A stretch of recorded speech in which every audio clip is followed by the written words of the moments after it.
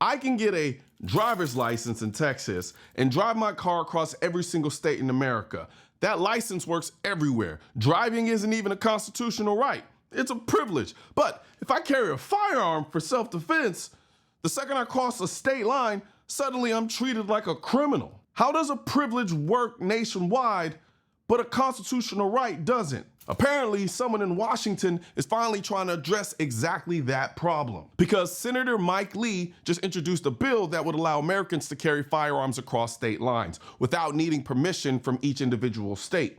Here's how the legislation is being described. Senator Mike Lee of Utah introduced on Thursday the National Constitution Carry Act in the Senate to remove nationwide the need to get the government's permission before carrying a handgun for self-defense. Now pause for a second, because this right here highlights one of the biggest hypocrisies in American law. In America today, whether you can legally carry a firearm often depends entirely on what side of a state line you're standing on. Think about that. The Constitution is supposed to apply to the entire country, not just certain states, not just certain cities, not just certain political jurisdictions, but somehow Second Amendment rights magically change the moment you cross a border. And here's the part that most people don't even realize. You can do everything right as a gun owner. You can pass background checks. You can buy the firearm legally, follow federal transportation laws. You check your gun with the airline exactly how you're supposed to. You land in the wrong state though, and they can arrest you the moment you step off the plane. Not because you used the gun, not because you threatened anyone,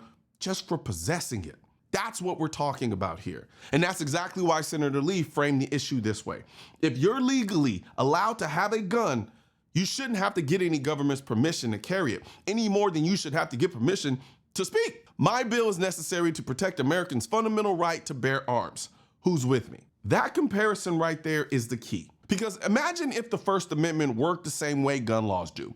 Imagine you could criticize the government in Texas, but the moment you cross into another state, you suddenly needed a permit to speak. Imagine landing at an airport in New York and being told, sorry, your free speech license isn't valid here.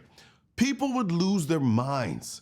The entire country would erupt. But when the exact same logic is applied to the Second Amendment, somehow that's considered normal. And this is another part of the conversation almost nobody talks about, because the way some of these laws are structured, they basically turn interstate travel into a legal minefield for gun owners.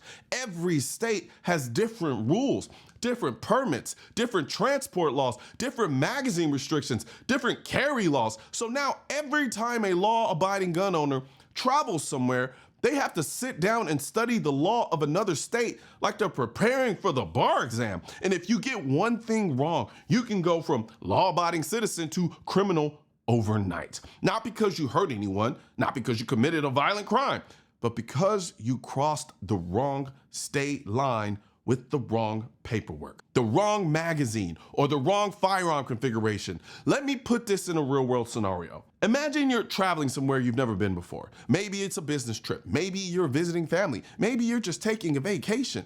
You land in a city you're not familiar with. You don't know the neighborhoods. You don't know where you're gonna end up that night, but you do know one thing. You're a law-abiding gun owner. You passed the background checks. You bought your firearm legally. You carry it for one reason: to protect yourself if something goes wrong. But because you crossed the wrong state line, you suddenly are not allowed to protect yourself. Nothing about you changed.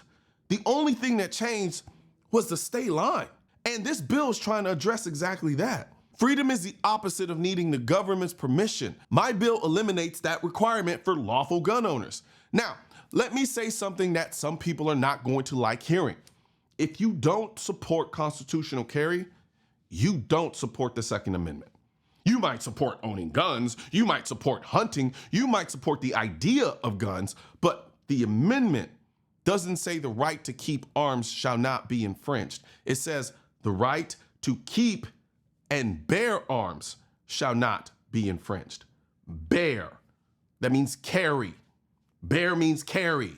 Bear means carry. And even under this bill, there would still be restrictions. Private properties and secure government buildings could still prohibit guns, and people who are not legally allowed to own a firearm would remain barred from carrying one. So criminals are still prohibited, felons are still prohibited, private property owners can still restrict firearms, secure government buildings can still restrict firearms, which means the fear-mongering about this turning the country into the Wild Wild West doesn't make any sense. Because at the end of the day, the real issue comes down to this. The founders established a national right to keep and bear arms, not to ask for permission from hostile local officials or risk imprisonment for crossing the wrong state line. And that last part is the entire issue.